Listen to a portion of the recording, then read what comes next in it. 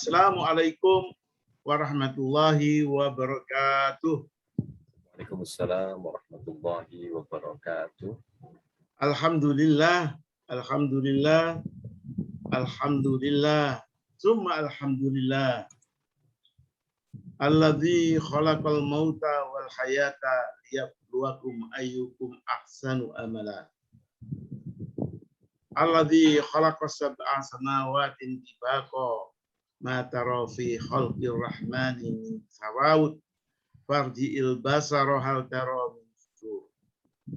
Asyhadu an la ilaha illallah wa asyhadu anna Muhammadar Rasulullah. Allahumma shalli ala Muhammad wa ala alihi washabihi ajma'in. Amma ba'du.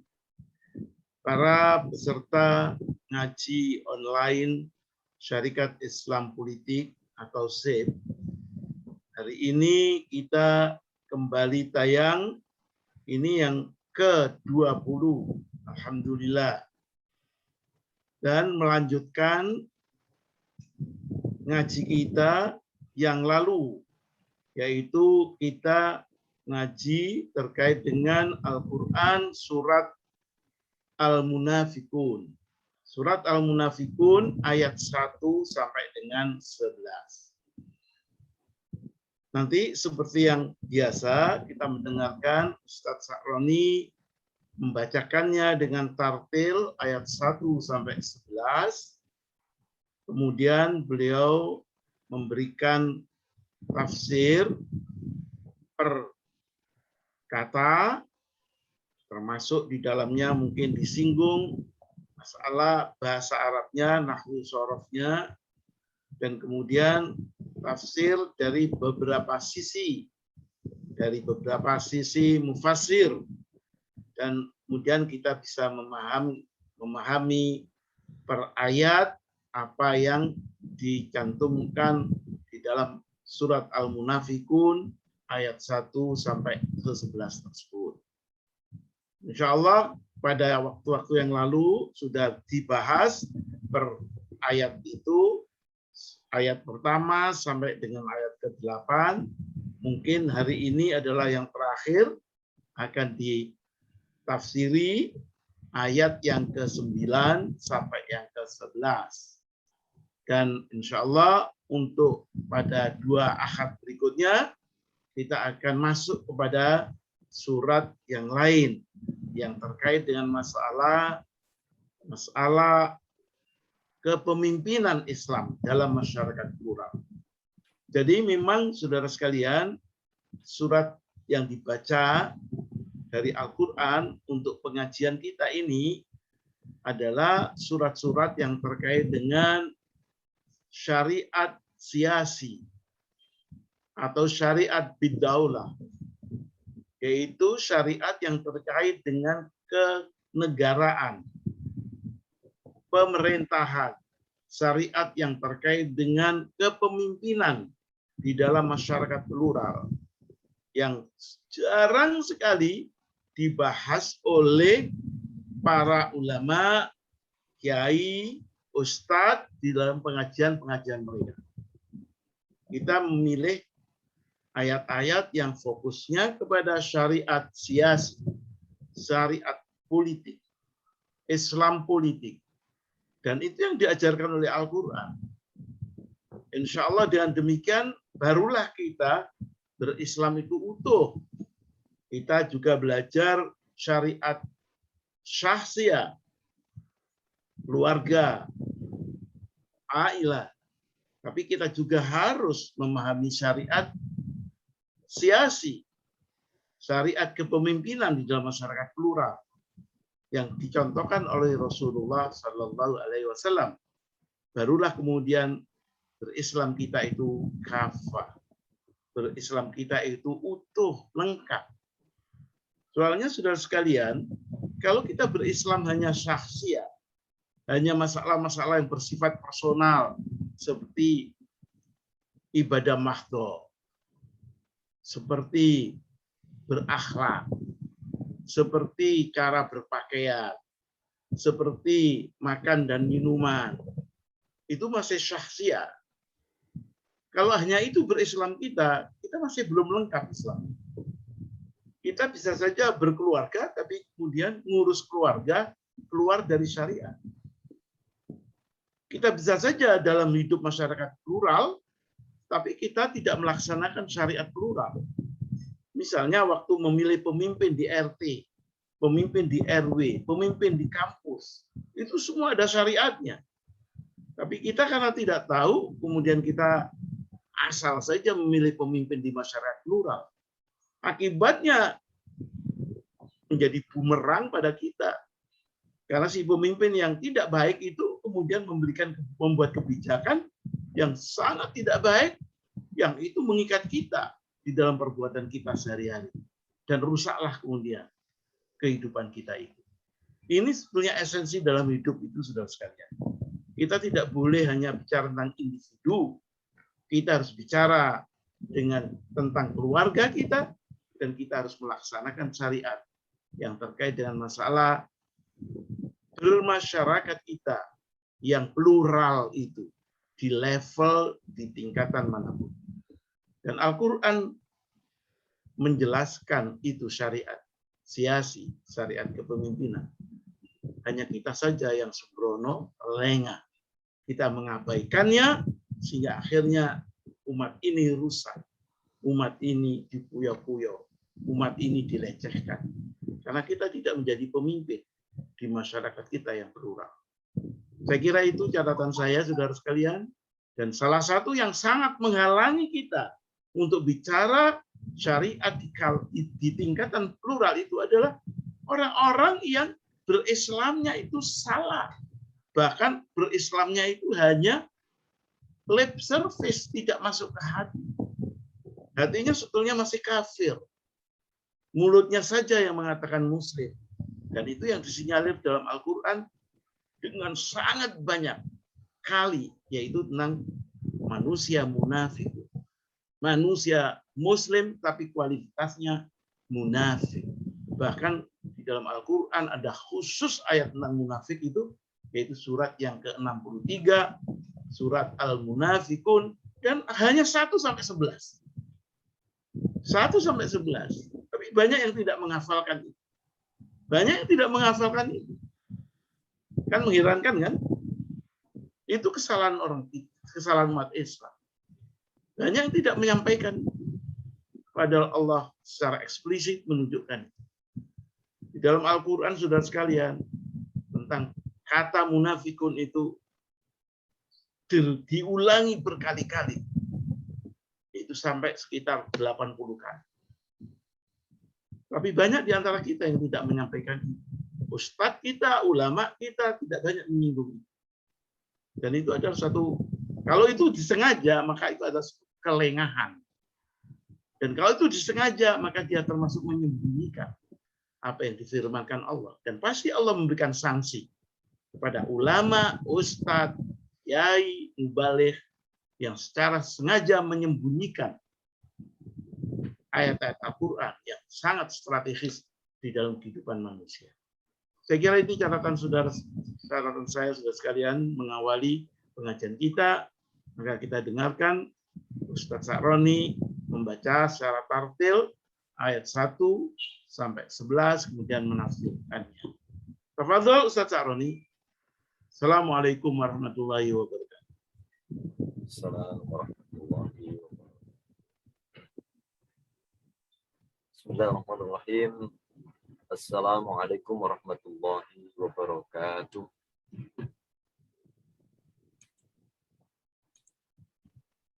Alhamdulillahirabbil alamin. Nahmaduhu wa nasta'inuhu wa nastaghfiruh wa na'udzu billahi min shururi anfusina wa min sayyiati a'malina. May yahdihillahu fala mudilla lahu wa may yudlil fala hadiya lahu.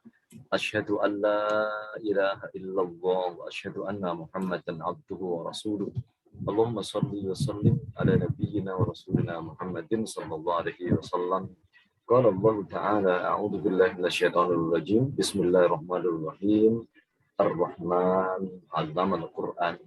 Wa qala Rasulullah Muhammad sallallahu alaihi wasallam, man salaka tariqan yaltamisu fihi 'ilman sahalallahu lahu bihi tariqan ilal jannah. Amma ba'd.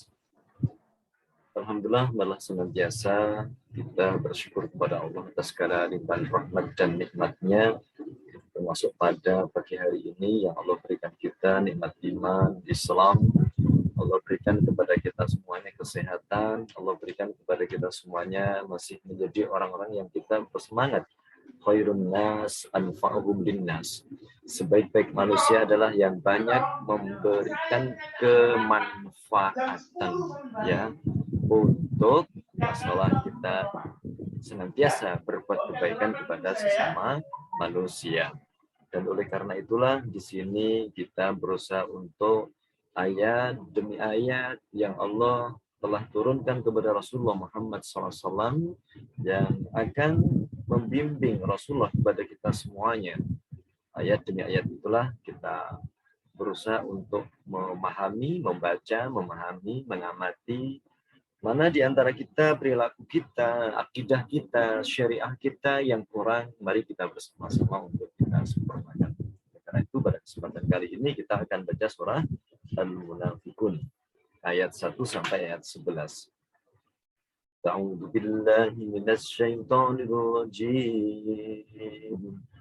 Bismillahirrahmanirrahim. إذا جاءك المنافقون قالوا نشهد إنك لرسول الله والله يعلم إنك لرسوله والله يشهد إن المنافقين لكاذبون اتخذوا أيمانهم جنة فصدوا عن سبيل الله إنهم ساء ما كانوا يعملون ذلك بأنهم آمنوا ثم كفروا فتبع على قلوبهم فهم لا يفقهون وإذا رأيتهم تعجبك أجسامهم وإن يقولوا تسمع لقولهم كأنهم خشب مسندة يحسبون كل صيحة عليهم هم العدو فاحذرهم قاتلهم الله أنى يؤفكون وإذا قيل لهم تعالوا يستغفر لكم رسول الله لووا رؤوسهم ورأيتهم يسجون وهم مستكبرون سواء عليهم أستغفرت لهم أم لم تستغفر لهم لن يغفر الله لهم إن الله لا يهدي القوم الفاسقين هم الذين يقولون لا تنفقوا على من عند رسول الله حتى ينفضوا ولله خزائن السماوات والأرض ولكن المنافقين لا يفقهون ولله خزائن السماوات والأرض ولكن المنافقين لا يفقهون يقولون لئن رجعنا إلى المدينة ليخرجن الأعز منها الأذل ولله العزة ولرسوله وللمؤمنين ولكن المنافقين لا يعلمون يا أيها الذين آمنوا لا تلهكم أموالكم ولا أولادكم عن ذكر الله ومن يفعل ذلك فأولئك هم الخاسرون وأنفقوا مما رزقناكم من قبل أن يأتي أحدكم الموت يأتي أحدكم الموت فيقول رب لولا أخرتني إلى أجل قريب فأصدق وأكن من الصالحين ولن يؤخر الله نفسا إذا جاء أجلها والله خبير بما تعملون. Sadaqallahul Azim. Alhamdulillah telah kita selesaikan tadi untuk bacaan surah Al-Munafikun ya, ayat 1 sampai 11. Semoga aja bermanfaat untuk kita semuanya. Dan selanjutnya bagaimana tentang ayat-ayat tersebut, ini akan kami bahas mulai dari ayat yang ke-9 ya, mulai dari ayat yang ke-9.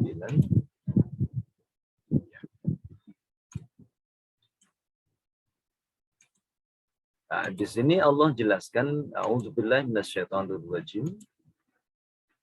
Ya ayyuhalladzina amanu, wahai orang-orang yang beriman.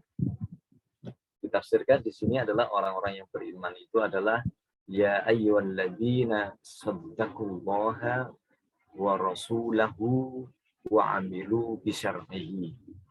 Jadi di dalam tafsir ini dijelaskan orang beriman ini adalah orang-orang yang yakin membenarkan adanya Allah sebagai Tuhan dan Nabi Muhammad adalah sebagai Rasulnya, dan mereka adalah orang-orang yang wa'amilu bisyar'ihi, mengamalkan syariatnya. Nah, orang-orang yang seperti ini, kata Allah Subhanahu wa taala, la tulhikum amwalukum wala auladukum an zikrillah.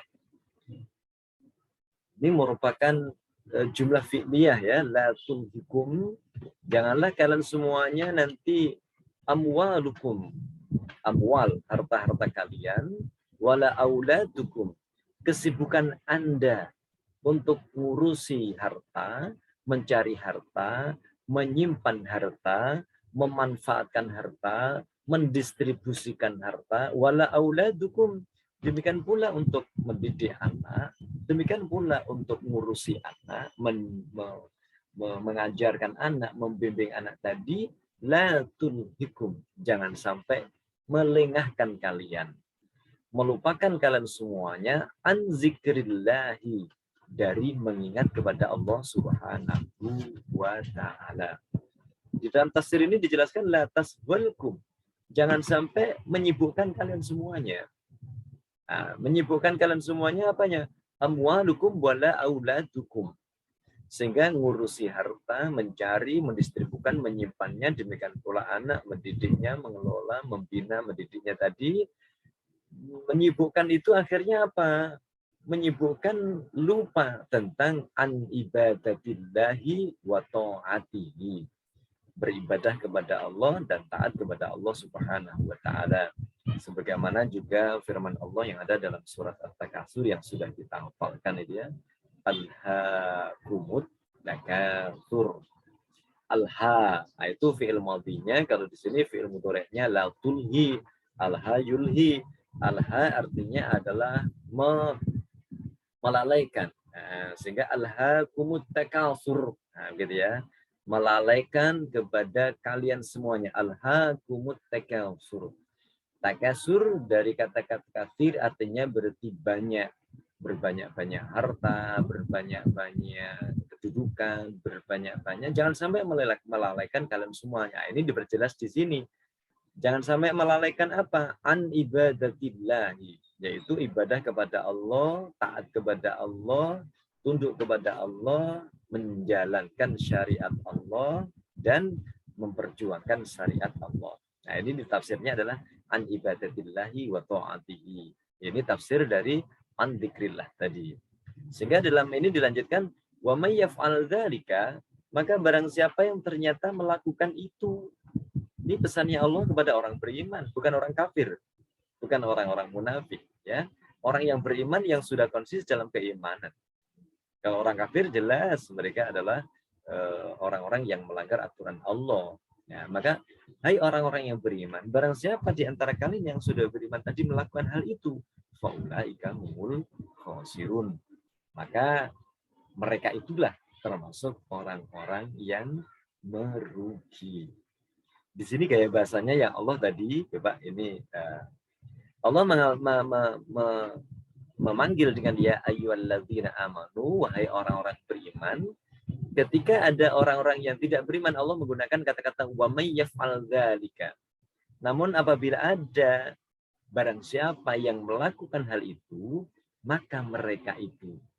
Allah tidak menggunakan kata-kata maka kalian semuanya, bukan.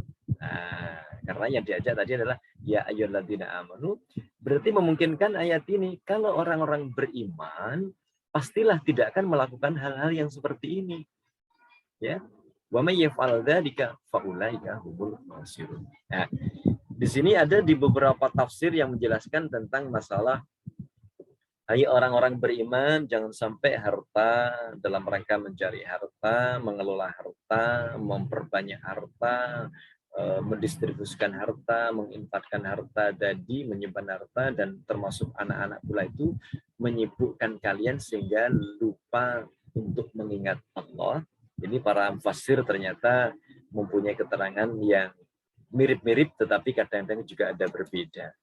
Termasuk salah satunya di sini dari tafsir Ibnu Katsir menjelaskan di sini yaqulu ta'ala, Allah Subhanahu wa taala itu amiran wa nahiyan. Allah Subhanahu wa taala melalui ayat tersebut ternyata ada memerintah dan ada melarang. Kepada siapa? Khusus bagi hambanya yang selama ini sudah taat kepada Allah. Khusus hambanya yang selama ini sudah menjalankan syariat Allah Subhanahu wa taala. Apa ya? Li ibadi al-mu'minin, yaitu orang-orang beriman. Dengan apa? Bikasrati zikrihi, yaitu dengan memperbanyak mengingatnya. Memperbanyak mengingatnya. Wa nahyan, juga Allah yang melarang pula lahum kepada orang-orang beriman ya ini agar di antara kita semuanya apa? Antaswalhum, agar mereka semuanya itu tidak menyibukkan ya apanya al-amwal wal aulad.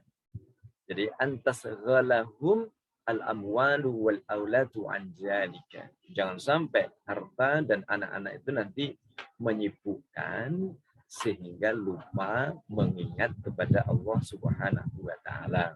Ini dalam tafsir Ibnu Katsir. Di dalam tafsir Ibnu Abbas, tafsir yang termasuk pertama kali di sini menjelaskan tentang panggilan Allah kepada orang beriman, jangan sampai harta itu dan anak-anak itu melalaikan kita andikrillah. Andikrillah ditafsirkan di sini anil hijrah wal jihad. Jangan sampai ketika urusan-urusan harta, urusan-urusan anak itu akhirnya melalaikan kita untuk hijrah. Ini hijrah pada masa Rasulullah berarti karena sibuk untuk ngurusi harta yang ada di mana? Di Mekah, akhirnya nggak hijrah. Jangan sampai itu. Wal jihad atau jihad, memperjuangkan ajaran agama Allah, menegakkan ajaran agama Allah, memperjuangkan nilai-nilai kebenaran, ya. Terus kemudian mengakui bahwa ini nilai-nilai hak, ini nilai-nilai batil, ini halal, ini haram. Nah ini jangan sampai itu akhirnya karena kita ngurusi harta, kita lengah dengan masalah urusan-urusan menegakkan nilai-nilai kebenaran tersebut. Itu dalam tafsir Ibnu Abbas. Di dalam tafsir At-Tabari menjelaskan bahwa yang dimaksud daripada andikrillah itu adalah as-shalawatul khams, yaitu sholat 5 waktu. Nah, sholat 5 waktu, zuhur, asar, maghrib, isya, subuh. Jangan sampai karena ngurusi harta, ngurusi anak-anak, akhirnya melupakan sholat 5 waktu. Ini dalam tafsir At-Tabari. Nah, gitu ya.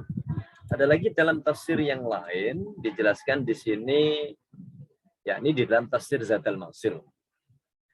Wa fil muradu bi dzikrillah hahuna arba'atu aqwal. Yang dimaksud dalam ayat ini dengan mengingat Allah itu adalah arba'atu aqwal, yaitu ada empat pendapat ya, atau 4 perkataan.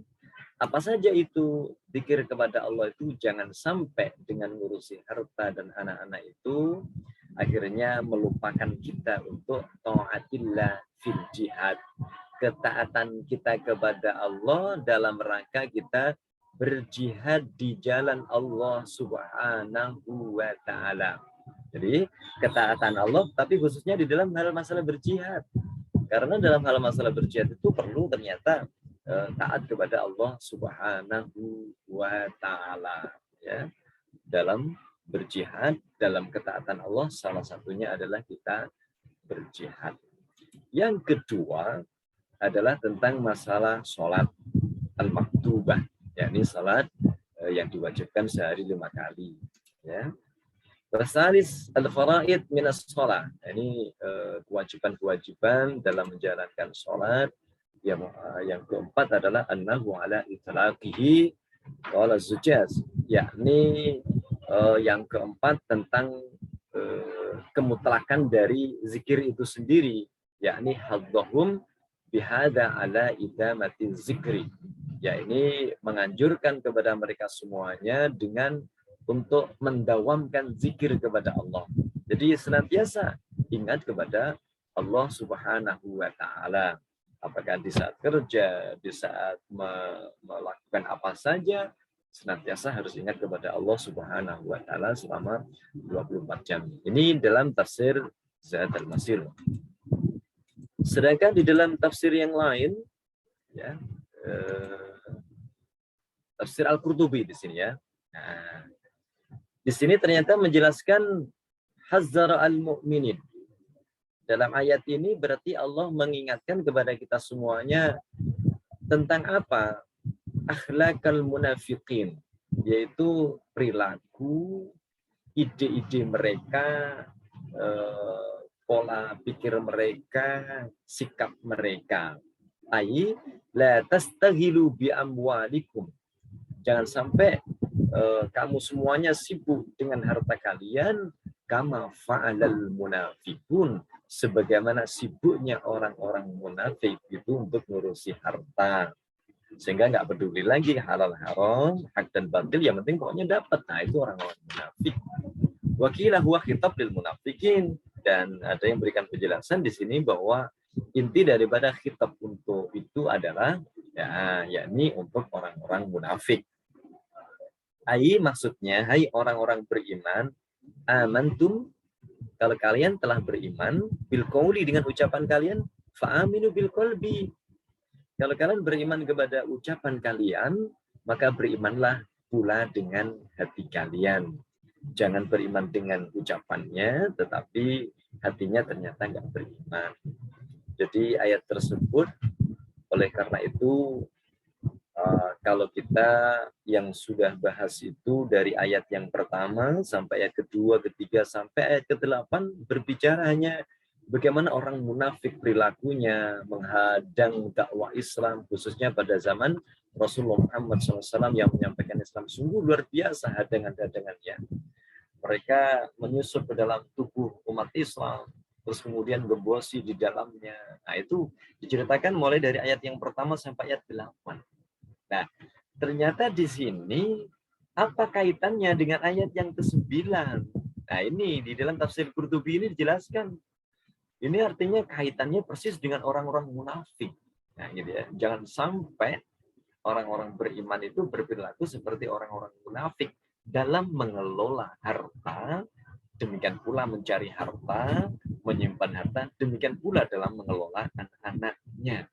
Ya, anak-anaknya jangan sampai seperti itu. Nah, yang bisa kita ambil apa sih dari orang-orang munafik itu? Nah, orang-orang munafik itu perilakunya bagaimana?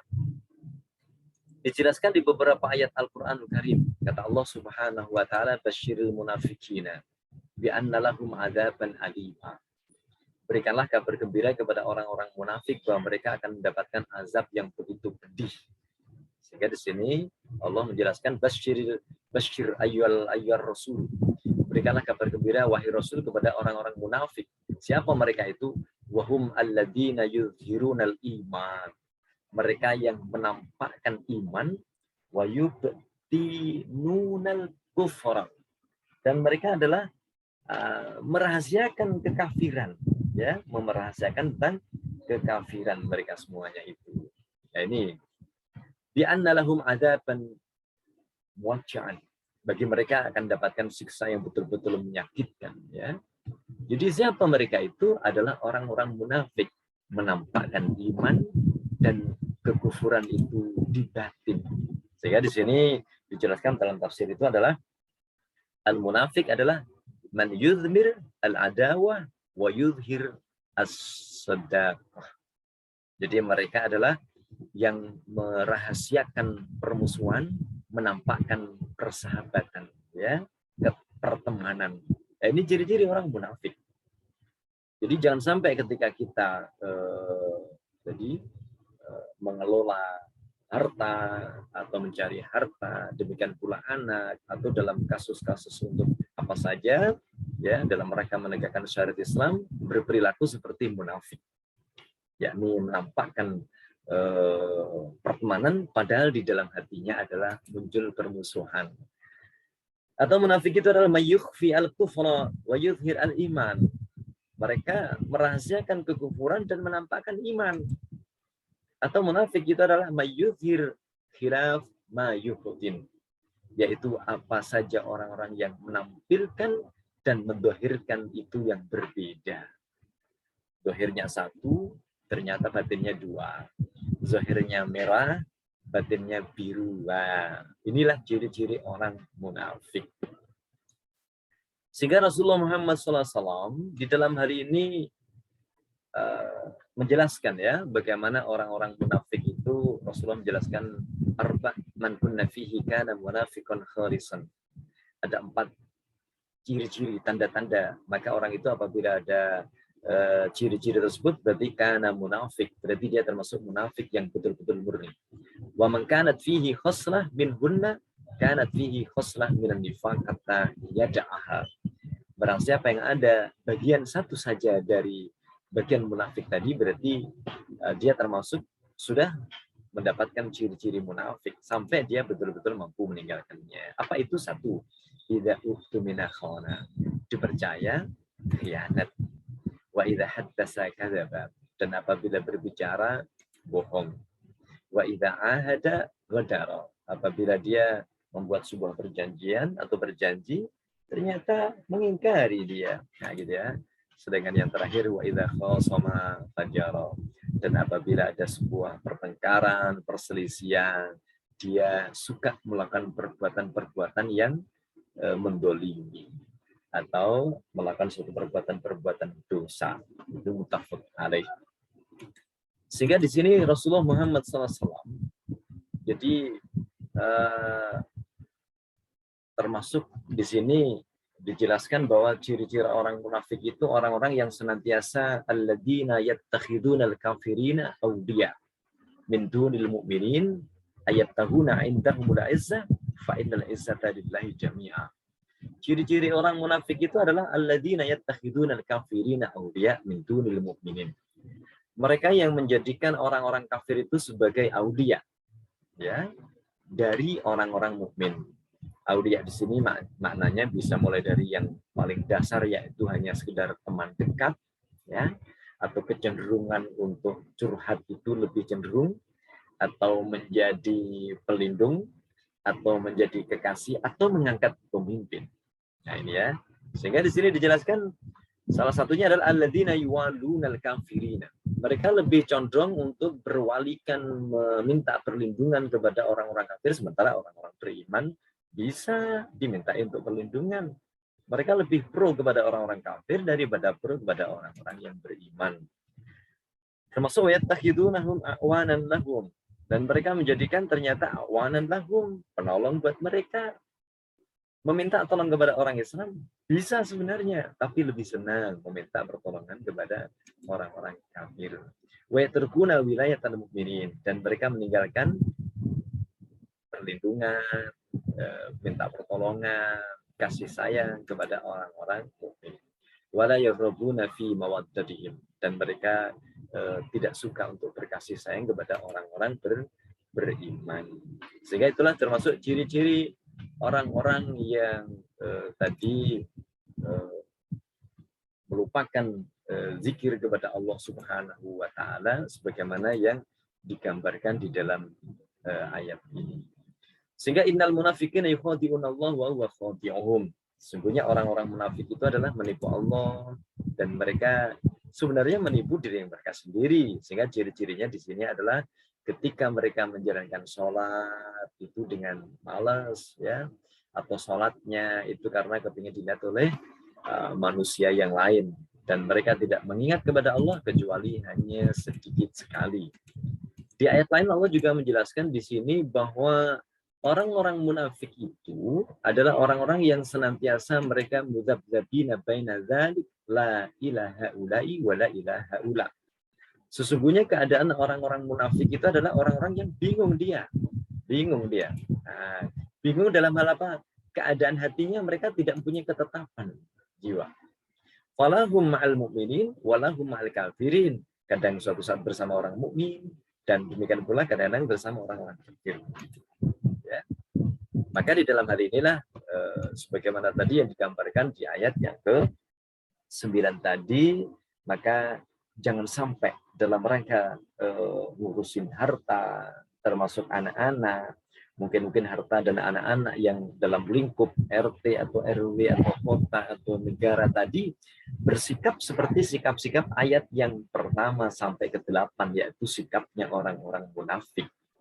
Nah, ini pesan Allah kepada orang-orang yang beriman.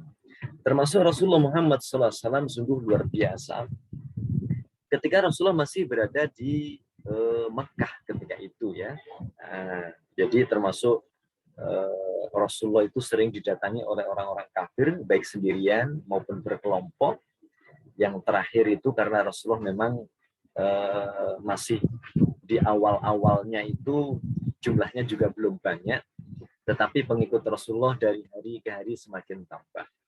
Sehingga orang-orang kafir ketika itu mulai kebakaran jenggot, akhirnya mereka mulai kalah pengaruhnya dengan Rasulullah, walaupun jumlah Rasulullah masih sangat sedikit sekali. Sehingga di antara mereka itu menawarkan kepada Rasulullah Muhammad Sallallahu Alaihi Wasallam. Nah, dengan tawaran itu apa? Ternyata mereka menawari agar Rasulullah Muhammad Sallallahu Alaihi Wasallam itu untuk menjadi pemimpin, ya, menawari menjadi orang yang terkaya di Mekah. Gaji berarti yang besar ketika menjadi pemimpin, dan termasuk menawari wanita, ya, menawari wanita mana yang akan dinikahi, mereka semuanya siap untuk mencarikan. Istilahnya kalau orang berbuat saat sekarang ini 3 tas sudah kena, harta, tahta, dan wanita sudah ada di tangan Rasulullah Muhammad SAW. Tetapi syaratnya cuma 1, nah, gitu ya. Jangan lagi menyuarakan hak dan batil, jangan lagi membicarakan halal dan haram. Nah, ini ya. Lalu apa yang terjadi pada Rasulullah Muhammad SAW ditawar seperti itu? Turunlah surah Al-Kafirun. Nah, gitu ya. Sehingga tawaran-tawaran itu yang sungguh luar biasa. Sehingga tawaran-tawaran itu pun ketika mereka tidak bisa menegosiasi dengan Rasulullah secara langsung, ternyata juga nego lewat pamannya. Nah, pada waktu itu. Begitu nego lewat pamannya, akhirnya sang pamannya pun juga ngomong kepada Rasulullah Muhammad SAW. Jawab Rasulullah nego tersebut, wahai pamanku, kalau seandainya mereka semuanya itu mampu meletakkan matahari di tangan kananku dan rembulan ada di tangan kiriku, maka aku tidak akan pernah berhenti dalam menyuarakan tentang hak dan batil, halal dan haram. Terus berjuang untuk senantiasa mengingat kepada Allah Subhanahu wa taala. Tadi makna daripada anzikrillah adalah berjihad dan berjuang. Nah, sehingga disinilah Rasulullah Muhammad SAW ketika di Mekah, walaupun dalam posisi yang sangat terjepit pun halal haram tetap halal haram, jelas. Nah, Ya, hak dan batil tetap dipertahankan oleh Rasulullah Muhammad SAW. Tidak akan mencampur adukan antara hak dan batil. Demikian pula ketika Rasulullah berada di Madinah, juga begitu, ada beberapa kabilah-kabilah yang sering menghadap kepada Rasulullah, tawaran-tawaran tertentu. Apa kata Rasulullah SAW? Tidak, hak adalah tetap hak, batil adalah batil, dalam rangka an-zikrillah, dalam rangka mengingat kepada Allah, dalam rangka taat kepada Allah, dalam rangka jihad untuk fisabilillah. Demi apa? Islam adalah rahmatan lil alamin. Oleh karena itulah di sini termasuk perilaku orang-orang munafik itu yang kadang-kadang menggiurkan buat orang-orang beriman adalah apabila engkau melihat mereka, tubuh mereka, pesawat mereka, mobil mereka, rumah mereka, jabatan mereka semuanya, sungguh, gitu ya, menakjubkan buat kalian semuanya. Nah, itu ciri-ciri orang munafik tadi ya. Sehingga di sini langsung dilanjutkan dalam ayat yang ke-10, jangan ikuti orang-orang munafik. Nah, sebagaimana tadi di dalam beberapa tafsir tadi, maka wa anfiqu mimma razaqnakum min qabli ayyatiya ahadakumul maut. Oleh karena itulah infakkanlah dari apa saja yang Allah telah rizkikan kepada kalian semuanya sebelum datangnya nanti kematian. Fayaqula Rabbi, maka dia akan mengatakan, wahai Tuhanku, laula akhartani ila ajarin qarib fa asaddaqa wa akum minas shalihin. Kalau sekiranya engkau mampu mengakhirkan kami sehingga ajal kami tidak harus detik ini, ya gitu ya, maka aku akan berinfak, maka aku akan bersedekah, maka aku akan menjadi orang bagus, maka aku akan menjadi orang-orang yang memperjuangkan nilai kebenaran, nilai kebaikan, berbuat kebaikan. Untuk Islam adalah rahmatan lil alamin. Ya, gitu ya. Tetapi apa kata Allah, karena memang sudah waktunya ajal, maka tidak pula bisa undurkan idza jaa ajaluhum wala yastakhiruna sa'atan wala yastaqdimun. Sehingga ditutup di ayat yang ke-11, wala yu'akhirallahu nafsan idza jaa ajaluha wallahu khabirum bima ta'malun. Dan Allah tidak akan mengakhirkan seseorang idza jaa ajaluha, apabila ajal itulah telah mendatangi kepada jiwa tersebut. Wallahu khabirum bima ta'malun, dan Allah itu Maha mengetahui terhadap apa yang kalian semuanya lakukan. Inilah dari uraian dari surah Al-Munafikun ayat 1 dan ayat yang ke-11. Monggo mungkin ada yang kurang dari apa yang saya sampaikan, mungkin ada yang salah dari apa yang saya sampaikan, bisa dikoreksi oleh semuanya dan bisa dibenarkan. Sekian, wallahu a'lam bishawab. Assalamualaikum warahmatullahi wabarakatuh.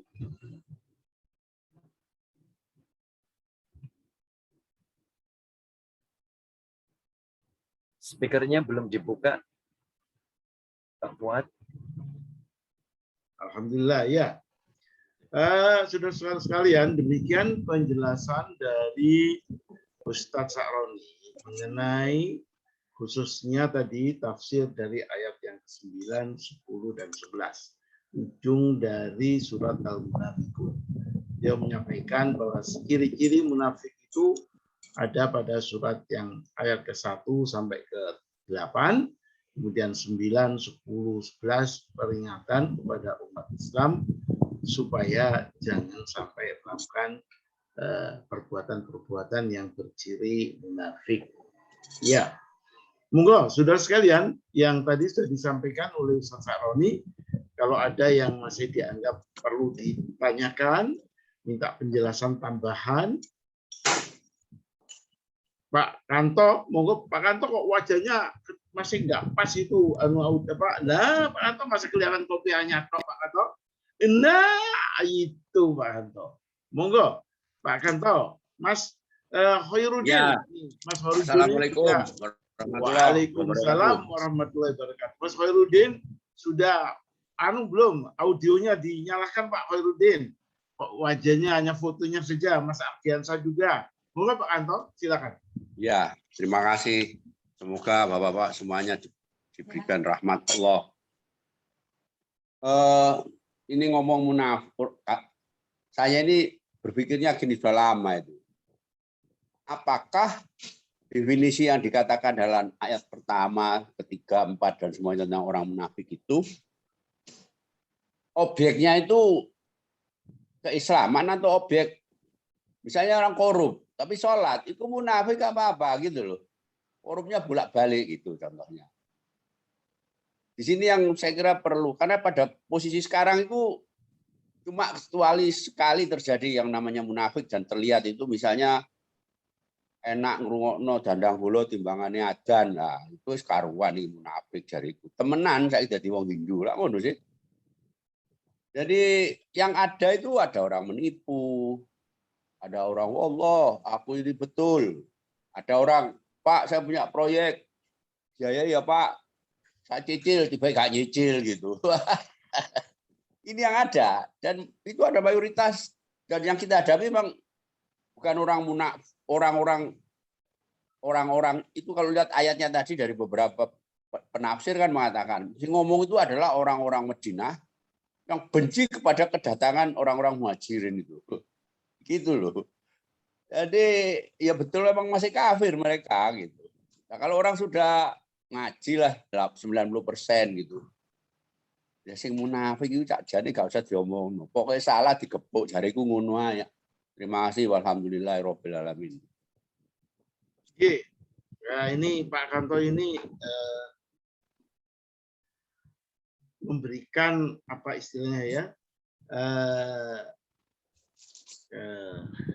definisi atau pengertian operasional munafik yang sepertinya luas sekali.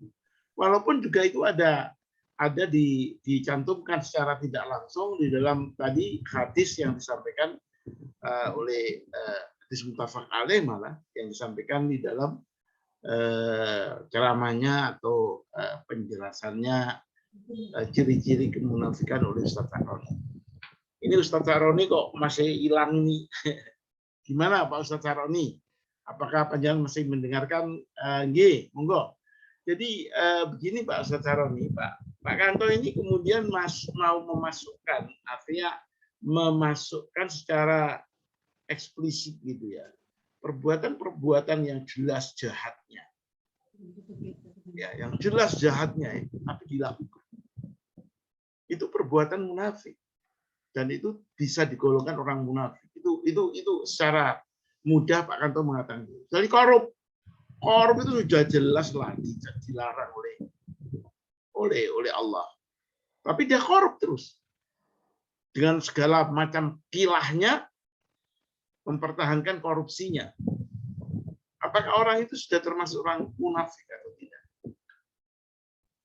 Saya kira demikian juga kalau melihat definisi yang tadi disarankan Pak Kanto, bukan hanya masalah tadi itu kalau ngomong bohong, kalau dikasih amanah khianat.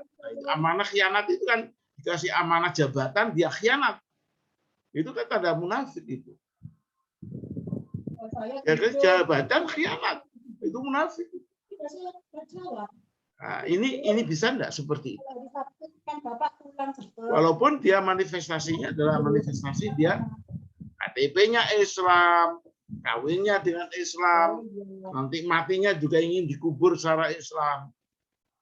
Tapi dia melakukan kejahatan-kejahatan yang tadi dikasih amanah khianat. Nah, batasan itu bisa dipakai enggak, Pak? Terima kasih ya. Selamat. Enggak boleh mengucapkan selamat ulang tahun, tapi selamat lahir batin. Jadi mau. Ya. Jadi memang berbicara tentang masalah munafik pada masa Rasulullah Muhammad SAW itu kan orang-orang munafik seperti yang dilakukan oleh Abdullah bin Ubay bin Salul. Ya. Tolong kalau di mute ini ya, Pak. Ada suara masuk ini Mas dari Zoom apa dari host di mute itu semua yang sedang tidak ngomong. Di mute. Ini tolong supaya tidak masuk di dalam rekaman. Nggih, monggo Pak, teruskan nggih. Ya. Jadi kalau tadi yang disampaikan oleh Pak Kanto bahwa apakah yang orang munafik itu sebenarnya orang kafir ataukah orang-orang Islam? Melihat dari sejarah pada masa Rasulullah SAW, jadi ketika Abdullah bin Ubay bin Salul yang dia katakanlah mulai dari semenjak sebelum kehadiran Rasulullah, dia sebenarnya punya potensi untuk menjadi pemimpin di kota Madinah. Katakanlah mungkin 1 bulan depan akan dilantik. Namun begitu bulan depan akan dilantik itu ternyata ada perubahan di masyarakat di Madinah pada waktu itu, yaitu kaum Aus dan Khazraj, ya, yang mereka ternyata ada 6 orang yang mereka pulang dari Mekah itu mengkabarkan ada seseorang Nabi Muhammad SAW yang luar biasa. Akhirnya berita ini menjadi lebih menyebar sehingga calon tunggal akan menjadi raja di Madinah pada waktu itu akhirnya menjadi pudar. Akhirnya hadirnya Rasulullah. Nah, ketika itulah Abdullah bin Ubay bin Salul ini masih menjadi orang-orang kafir, walaupun namanya Abdullah bin Ubay bin Salul, karena memang namanya begitu ya. Mereka masih kafir. Namun tahapan berikutnya lagi 1 bulan, 2 bulan, 3 bulan, nanti kalau Abdullah bin Ubay bin Salul mandiri, dia tidak akan bisa mengalahkan Nabi Muhammad, akhirnya harus masuk ke dalam diri tubuh Nabi Muhammad, dalam diri yakni kelompok orang-orang Muslim. Nah, ketika di orang Muslim itulah kejadian yang sungguh luar biasa ketika umat Islam akan menghadapi orang-orang kafir Quraisy, yakni perang Uhud, yang jumlahnya katakanlah dihitung lebih kurang ada 1.000 umat Islam berangkat untuk menghadapi orang-orang kafir. Siap mereka semuanya berangkat. Ternyata di tengah perjalanan ada yang diprovokasi oleh Abdullah bin Ubay bin Salul. Nah, gitu ya. Jadi Abdullah bin Ubay bin Salul ini menjadi Muslim sudah pada waktu itu, karena berangkat untuk memerangi orang-orang kafir Mekah yang akan menghancurkan Rasulullah di perang Uhud itu. Ternyata Abdullah bin Ubay bin Salul berhasil. 300 orang ikut Abdullah bin Ubay bin Salul. Ngapain harus ikut Muhammad? Nah, begitu ya. Ngapain harus ikut Nabi Muhammad, ikut Muhammad Rasulullah? Kita hanya setor nyawa saja, mungkin gitu. Akhirnya mereka betul ternyata pulang 300. Jadi melihat jadi seperti itu, memang dari kehadiran mereka, Islamnya ya seperti tadi ya, masih separuh-separuh, sebagaimana tadi ya, mudabdabina baina dzalik, enaknya saya kafir atau orang beriman.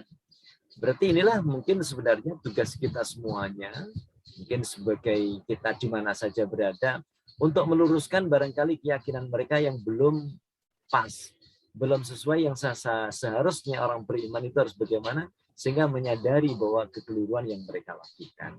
Nah, untuk masalah tadi, bagaimana kalau orang sudah seperti sifat-sifat orang-orang munafik tadi? Ya, itu kata Rasulullah, barang siapa yang sudah ada 1 itu adalah termasuk orang-orang munafik.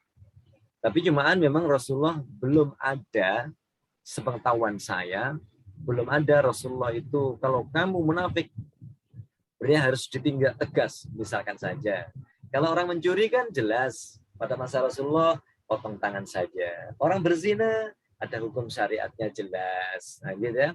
Kalau orang melakukan dosa, katakanlah minum minuman memabukkan, ada hukumannya jelas. Di sini orang-orang munafik, Allah memberikan keterangan kepada Rasulullah, jauhi mereka, berpalinglah kepada mereka, berikanlah mereka peringatan.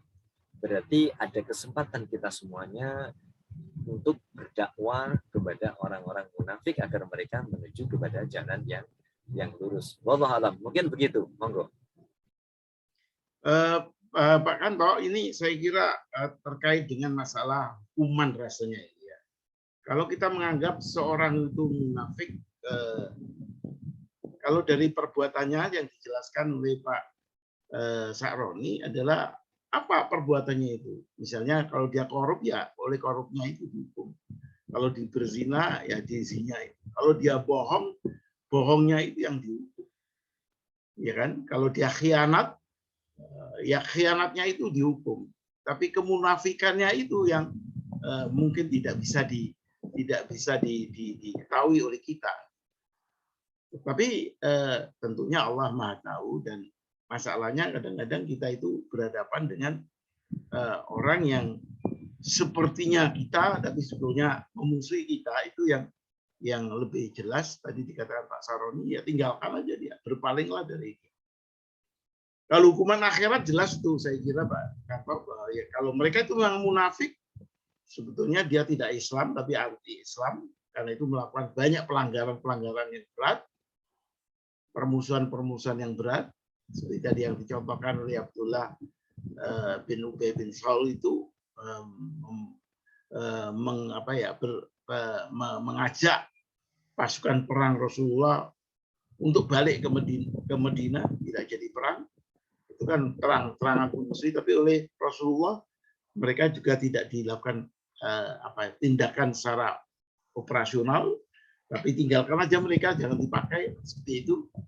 Kalau akhirannya jelaslah munafik itu masuk di dalam adab yang pedih di kerak neraka itu. Itu saya kira itu urusan Allah Subhanahu wa taala. Jadi Pak Sakroni, tentang masalah pertanyaan Pak Kanto ini, menurut panjenengan gimana kira-kira? Apa ada kemunafikan di dalam mereka yang banyak melakukan kejahatan berat sebagai orang Islam? Karena tadi dikatakan 4 tadi, suka bohong, suka khianat, kalau ada pertengkaran suka mengobong-obongi gitu ya, ngompori, iya kan? Ya. Jadi itu kan ciri yang dikatakan Rasulullah. Jadi kalau ada orang Islam banyak melakukan itu, bisa dikategorikan munafik, dan kita jangan banyak bergaul dengan mereka. Jangan banyak bergaul dengan mereka. Tapi mereka juga perlu dihukum kalau mereka melakukan kesalahannya, itu harus dihukum. Pezina ya dihukum zinanya, korup ya dihukum korupnya, utang yang kalau ngemplang ya dihukum ngemplangnya. Saya kira ini yang dulunya tadi dikatakan oleh Pak Kanto. Mau Pak Sarun, silakan. Ada tambahan enggak? Ya, saya kira ya seperti itu tadi ya. Jadi kalau orang yang korup itu memang ya korupnya itu tadi yang memang ada nilai hukumannya. Tetapi tentang masalah kemunafikannya, ada peluang orang-orang munafik itu untuk diberi pengajaran, diberi tausiah. Nah, mungkin dengan tadi korupnya tadi, dengan dihukum, harapannya nanti dapatkan tausiah sehingga dia meninggalkan dari sifat kemunafikannya itu. Nah, untuk masalah kemunafikan, karena memang yang tahu isi hati seseorang itu hanyalah Allah Subhanahu wa taala. Sementara hakim hanya memberikan keputusan terhadap apa yang nampak di mata hakim. Nah, gitu ya. Ataupun kalau seandainya orang-orang munafik itu dihakimi, gimana cara menghakiminya? Ketika dia mengatakan, saya tidak melakukan begitu, saya tidak mengucapkan itu, sementara dalam hatinya sebenarnya ya tidak begitu. Nah, itulah. Mungkin begitu Pak Fuad. Pak Khairuddin, tidak ada komentar nggak Pak Khairuddin? Nggih, Sat. Nggih, silakan. Boleh tanggapan sedikit, Sat. Silakan. Mas Ardiansa lo, monggo lo kalau mau audionya dan videonya, monggo Pak Khairuddin. Orang munafik itu kan lebih mendasar lagi adalah dalam masalah akidah. Kalau di awal surah Al-Baqarah ayat berapa itu? 67. 8 dan seterusnya itu ya. Iya. Jadi a'udzubillahi minasyaitonir rajim wa minan nasi may yaqulu amanna billahi wa bil yaumil akhir wa ma hum bimumin. Mereka mengatakan beriman tapi mereka tidak beriman pada akhirat, dan mereka bukan golongan orang-orang yang beriman. Artinya ini golongan yang berbeda dari kalau di awal itu ada iman, kemudian kafir, dan munafik. Justru munafik ini yang dijelaskan sampai belasan ayat itu. Nah, termasuk wa idza laqul ladzina amanu qalu amanna wa idza khala ila syayatinihim qalu inna ma'akum innama nahnu mustahzi'un. Ketika bertemu orang yang beriman itu mengatakan kami beriman. Ketika bertemu dengan setan-setan mereka, teman-teman mereka, orang-orang kafir yang bersama mereka, mereka mengatakan inna ma'akum, kami bersama kalian. Nah, disinilah menurut saya emang pangkalnya di situ. Dia ada iman. Sehingga perbuatan setelah di atasnya, perbuatan yang dibangun di atas keimanan itu adalah perbuatan yang salah. Termasuk sifat-sifat nifak, ya. Ayatul munafiqi salah, ya. Tanda orang munafik itu ada 3 hal itu. Nah, itu kan semua itu termasuk bohong, khianat,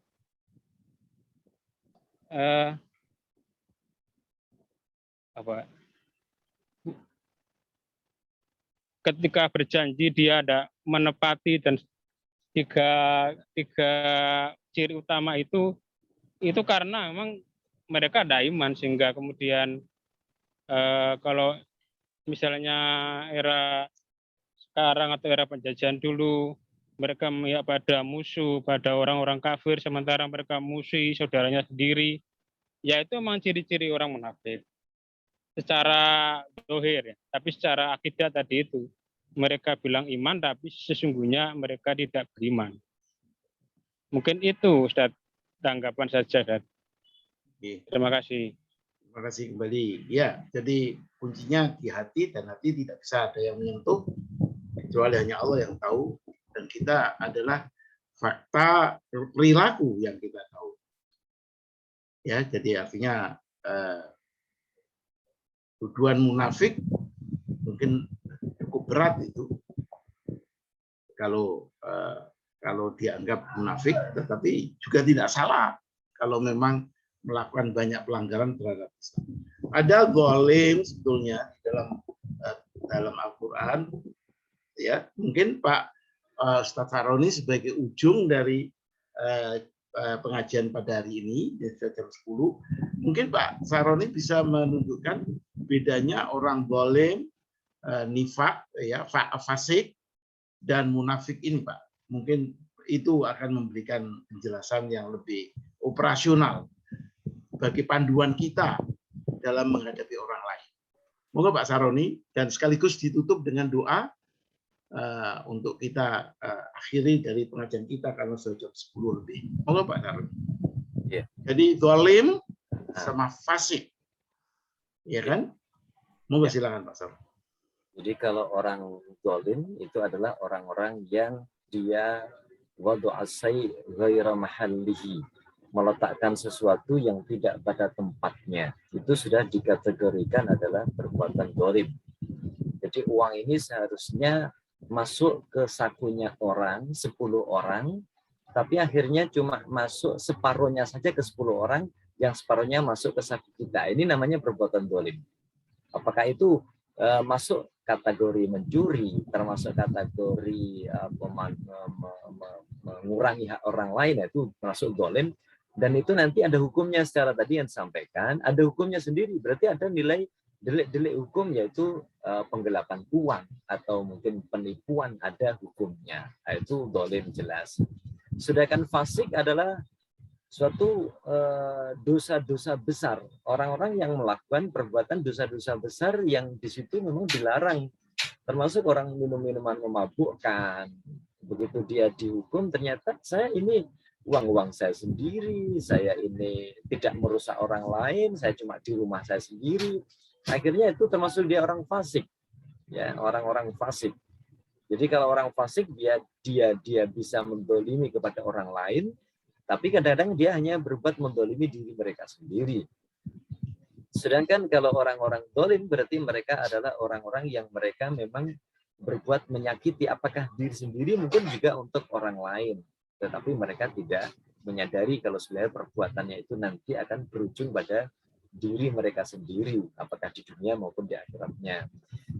Sedangkan munafik lebih mengarahkan kalau kita melihat dari beberapa riwayat yang ada tadi ya, mereka melakukan penyengajaan sesuatu yang di luar berbeda dengan di dalamnya.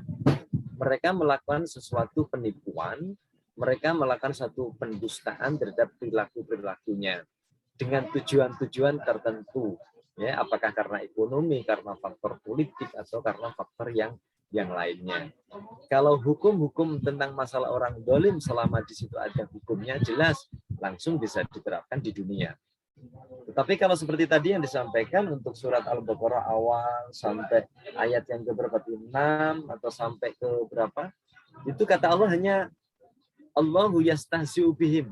Nah, Allah yang akan mengejek-ejek pada mereka semuanya. Allah tidak menetapkan tentang hukum orang munafik itu harus dihukum sekian tahun, dicambuk. Nah, ini di dalam Al-Quran tidak kita temukan kata-kata itu. Hanya Allah memberikan kata-kata wa'arif. Nah, gitu ya. Berpaling kepada mereka, wa'idhum. Berikanlah kepada mereka itu siraman rohani, tausiah, dan mereka agar kembali kepada jalan yang benar. Ya, mungkin begitu sedikit tentang masalah keberbedaan di antara istilah-istilah tadi. Ya, saya kira begitu.